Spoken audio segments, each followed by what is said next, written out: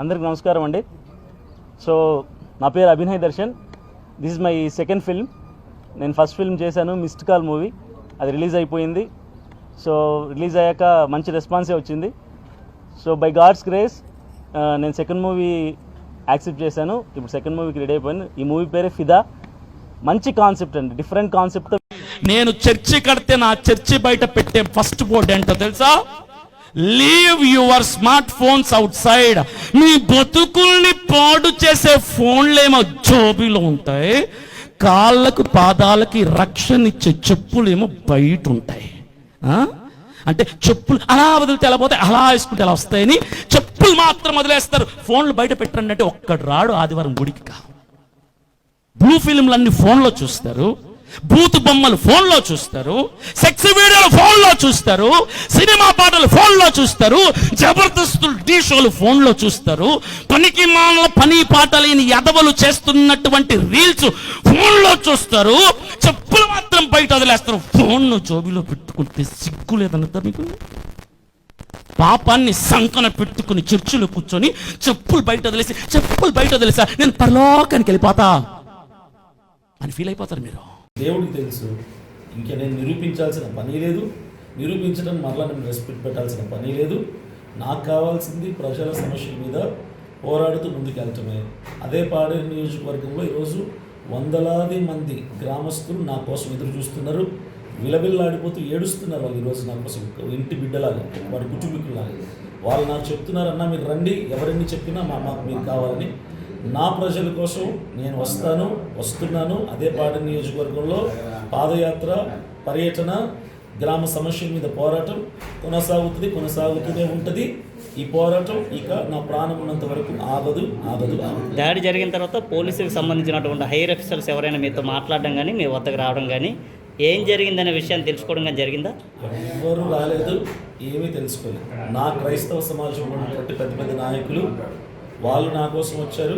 భీమవరం నుంచి, హైదరాబాద్ నుంచి, కాకినాడ నుంచి, వైజాగ్ నుంచి, ఇతర ప్రాంతాల నుంచి, హైదరాబాద్, తెలంగాణ, ఆంధ్రప్రదేశ్ నుంచి క్రైస్తవ నాయకులందరూ నా కోసం, నా మీద ప్రేమతో, మావాడు అనేటువంటి ఇష్టంతో వచ్చారు. కానీ డిపార్ట్మెంట్ తరఫున కానీ పొలిటికల్గా కానీ ఎవరు నా కోసం రాలేదు, నన్ను పరామర్శించారు. నా పేరు వసంత కుమార్ అండి.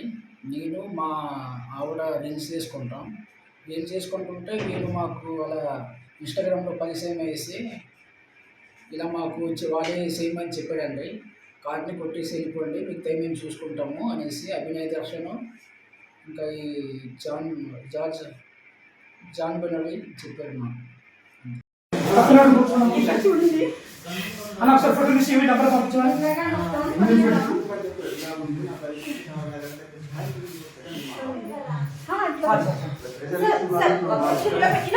సృహలో ఉన్నాడా?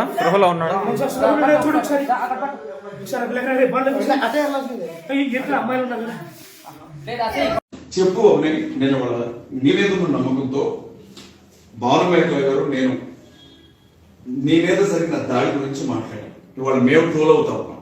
భానుమేకలను ట్రోల్ చేస్తున్నారు, అజయ్ బాబుని నన్ను ట్రోల్ చేస్తున్నారు, ఫేక్ పాస్టర్స్ అని చెప్పి నోటుకొచ్చినట్లుగా మాట్లాడుతున్నారు.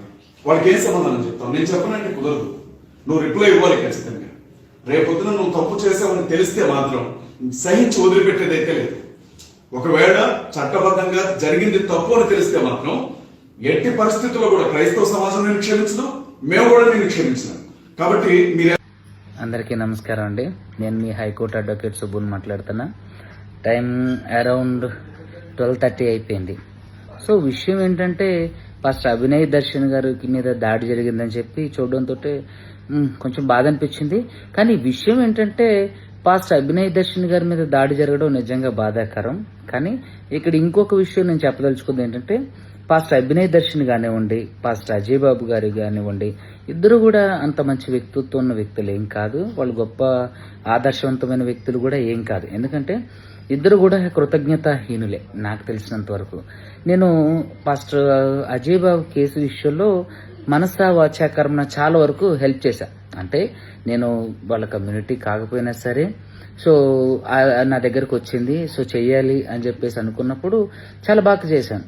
సో నాతో పాటు సరోజా భాస్కర్ గారు చేశారు, తమ్ముడు అశోక్ చేసిండు హైదరాబాద్ నుంచి, తర్వాత ఇంకా 4-5 మనసావాచ కర్మణ తిరిగి మరీ చేశాం. నేనైతే లిటరల్లీ హాలిడే ఉంటే హైకోర్టు జడ్జి గారి దగ్గరికి వెళ్ళి మరి రిక్వెస్ట్ చేసి లెటర్ ఇచ్చి చీఫ్ జస్టిస్ గారు టైం ఇవ్వకపోయినా సరే ఆయన దగ్గర చాలాసేపు నిల్చొని మరి వాళ్ళని టైం తీసుకొని వాళ్ళ బెయిల్ విషయం మాట్లాడి అతన్ని ఓల్డ్ ముంబై హైవే నుంచి తీసుకెళ్తుంటే సమ్ అక్కడ నుంచి పోలీస్ స్టేషన్కి అదేవిధంగా కోర్టుకి తీసుకొచ్చేంత వరకు కూడా చాలా కష్టపడ్డాడు. కానీ ఎక్కడ కూడా ఆయన కృతజ్ఞత చూపించలేదు గాక అంటే చేదు కాయలే కోసారు. సో తన దగ్గర ఉన్నటువంటి మట్టి ప్రసాద్ అనే ఒక వ్యక్తితో కూడా ఇంటర్వ్యూలు చేయించారు. So what ever it is అదంతా వాళ్ళు పర్సనల్ అనుకోండి, కానీ నాకు తెలిసినంత వరకు వీళ్ళిద్దరూ మంచి వ్యక్తిత్వం ఉన్న వ్యక్తులు ఏం కాదు. ఫస్ట్ అభినయ్ దర్శన్ గారు నిజంగా దాడి జరిగితే మాత్రం అది మనం తీవ్రంగా ఖండించాల్సిందే. నా అభిప్రాయ ప్రకారం ఏంటంటే ఇది కొంచెం అనుమానించాల్సిన అంశమేమో, ఇది ఆయన రాజకీయ కోణంలో ఒక జిమ్మిక్కేమో అని నేను అనుకుంటున్నా. ఇది నా ఫీలింగ్. సో దీన్ని ఇప్పుడు కూటమి ప్రభుత్వం మీద వేసి రుద్దేస్తారు చూడండి. సో నేనేమంటానంటే ఇద్దరు కూడా మంచి వ్యక్తులు ఏం కాదు. ఇప్పటికీ స్టిల్ పాస్టర్ అజయ్ బాబు గారికి జామీన్ ఉన్నటువంటి వ్యక్తులకి కనీసం ఆయన కలిసి కృతజ్ఞత కూడా చెప్పలేదు అన్నట్టు. సో వీళ్ళు అంత గొప్ప వ్యక్తులు ఏం కాదు. వీళ్ళు రేపు పొద్దున ప్రజాక్షేత్రంలోకి వచ్చి ప్రజలకు అంటే ఏదో చేసేస్తారని నమ్మడం కూడా ప్రజల అవివేకం కిందకి వస్తుంది. వీళ్ళు కేవలం ఎజెండా ఏంటంటే ప్రజాప్రతినిధులుగా ఉండాలి, ప్రజాప్రతినిధులుగా చేయాలి. సో వీళ్ళు మెయిన్ అజెండా అదే. సో కాబట్టి ఎవరి మీద అయినా బురద జల్లేస్తారు, వీళ్ళకి కావాల్సింది తీసుకుంటారు, ఇంకా రకరకాలుగా. సో నాకు తెలిసింది ఇది వీళ్ళిద్దరు నాకు పర్సనల్గా తెలుసు కాబట్టి, ఫస్ట్ అజయ్ బాబు గారిది మా ఊరు పక్కనే కాబట్టి, అభినయ్ దర్శన్ నేను దగ్గరుండి దాదాపు 4 రోజుల నుంచి చూసా కాబట్టి చెప్తున్నా. సో ప్రజలెవరూ వీళ్ళని నమ్మకండి, వీళ్ళంతా గొప్ప వ్యక్తులు ఏం కాదు. సో ఒకవేళ నిజంగా వాళ్ళు మనస్ఫూర్తిగా చేస్తున్నారంటే నా అభిప్రాయం ప్రకారం అయితే వాళ్ళు మనస్ఫూర్తిగా చేస్తలేరనే చెప్తున్నా. అధికారం కోసం చేస్తున్నారనేది మాత్రం నాకు క్లారిటీగా అర్థమైన అంశం. సో వీళ్ళు ఎవరికి కనీసం సహాయం కూడా చేయరు. ఫస్ట్ అజయ్ బాబు బెయిల్ విషయంలో కూడా వచ్చిన డబ్బులన్నీ కూడా ఫస్ట్ అభినయ్ దర్శన్ తీసుకున్నారని చెప్పేసి కొన్ని రోజులు వీళ్ళిద్దరు కూడా మాట్లాడుకోలేదు, ఏది ఫస్ట్ అజయ్ బాబు గారు వీళ్ళు. సో కాబట్టి వీళ్ళని ప్రజలు ఎవరు నమ్మకండి. కానీ అభినయ్ దర్శన్ గారికి మాత్రం ఖచ్చితంగా న్యాయం జరగాలి. ఒకవేళ నిజంగా దాడి జరుగుంటే నాకు తెలిసి అది నిజమైన దాడిలాగా నాకు అనిపించలేదు. సో నాకు అనిపించింది చెప్పే, తప్పుగా అన్నిదా భావించొద్దు. Thank you.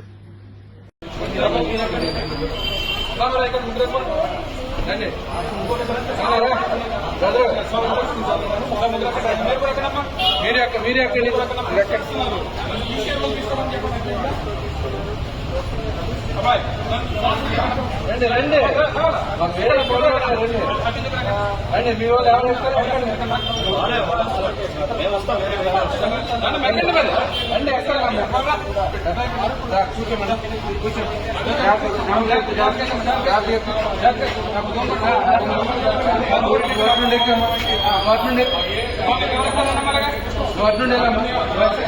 ఎక్కడ సహకరించినటువంటి వాళ్ళని కూడా ప్రస్తుతం పోలీసు